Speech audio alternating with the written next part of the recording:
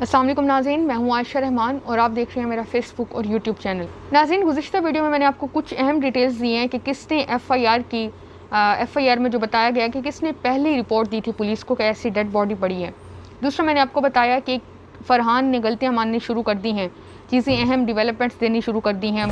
दूसरा ये कि मैंने आपको ये भी बताया कि किस तरह से फ़रहान ने बताया कि मेरे साथ आमना भी मौजूद थी और मुख्तलिफ सारी चीज़ें। वो अगर आपने वीडियो नहीं देखी तो उस वीडियो को जाके लाजमी देखें और फिर इसको कंटिन्यू करें। जो अहम डिटेल्स आपको बताने लगी हूँ वो ये कि ये दोनों इस वक्त माफ़िया मांग रहे हैं कि हमें जाने दिया जाए, हमें छोड़ा जाए, हम माफ़ी मांगते हैं रईस के वालिदैन से। दूसरा ये कि जो आखिरी डिटेल थी पार्सल डिलीवर करने के हवाले से, वो ये कि जो पार्सल डिलीवर हुआ ये खुद फ़रहान गया था, ये रईस गया था और ये अपने घर बता के गया था। इसके भाई ने कुछ अहम इंकशाफ किए हैं, इसके भाई ने इंटरव्यूज़ इसके भाई के भी हो रहे हैं, इसकी वालदा के भी हो रहे हैं, वो भी मैं आपको सारी डिटेल बताती हूँ। मज़ीद इसके दोस्तों ने कुछ इंकशाफ किए हैं जो आखिरी मुलाकात इनकी हुई और ये खुद उसको आमना के घर छोड़ के आए हैं। ये खुद तस्लीम भी कर रहे हैं। वीडियो की जानिब बढ़ने से पहले मेरी आपसे बस इतनी रिक्वेस्ट होती है कि मेरे फेसबुक पेज को और मेरे यूट्यूब चैनल को जल्दी से लाइक और सब्सक्राइब कर लें, क्योंकि हम लोग बहुत जल्द 1000 सब्सक्राइबर का टारगेट अचीव करने लगे हैं। अब नाज़रीन हुआ कुछ इस तरह से है कि रईस अपने दो दोस्तों के साथ जाता है। ये वो दो दोस्त हैं, बहुत इसके क्लोज फ्रेंड हैं। रईस घर बैठा होता है और जब वो घर बैठा होता है तो वो खाना खाता है और वो कहता है कि मैंने एक इम्पॉर्टेंट पार्सल डिलीवर करना है तो इस वजह से मुझे जाना है घर। वो ये बता के जाता है। जैसे वो घर से निकलते हैं अपने दो दोस्त उसके जो होते हैं उसको पिक करते हैं और वहाँ से उसको उठा के आमना के घर जाके ड्रॉप कर देते हैं। आमना के घर जैसे ही वो उसको ड्रॉप करते हैं, सोसाइटी के बाहर ये उनको ठहरने का कहता है कि सोसाइटी के बाहर ठहरो। पार्सल, ये अभी तक कंफर्म नहीं हुआ कि उसके पास पार्सल था या नहीं था। वो कहता है कि मैं पार्सल दे के बस अभी आता हूँ। ये पार्सल देने जाता है।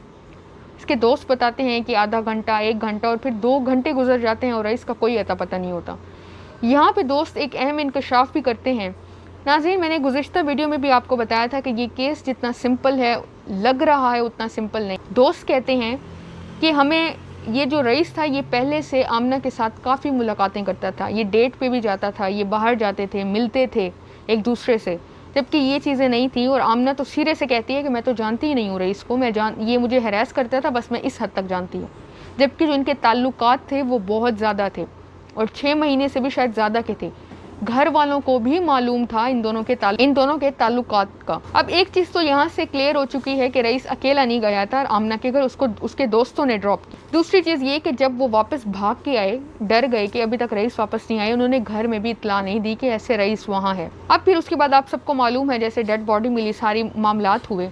वो इवन अब ये दोस्त हैं वो ये भी बताते हैं कि हम 1-2 दफ़ा रईस के साथ आमना के घर भी गए थे चाय पानी पीने। आप इमेजिन करें, एक राइडर किसी के पास एक पार्सल डिलीवर करता है और इतनी ज़्यादा उनकी ताल्लुकात हो जाते हैं कि उनके दोस्त भी जा के चाय पानी पी के आते हैं। मतलब आप खुद सोचें कि कितने ज़्यादा ताल्लुकात थे। अब जब पुलिस को मालूम होता है, डेड बॉडी मिलती है, सारे मामलात होते हैं, उसके बाद पुलिस जब जाके फ़रहान के घर पे रेड करती है तो फ़रहान को गिरफ़्तार करके लाती है। फ़रहान से फिर जब पूछती है तो वो बताता है कि ऐसे ऐसे मामलात हुए हैं और मेरी बीवी को ये बहुत तंग करता था, इस वजह से मैंने गैरत के नाम पे इसका कत्ल कर दिया।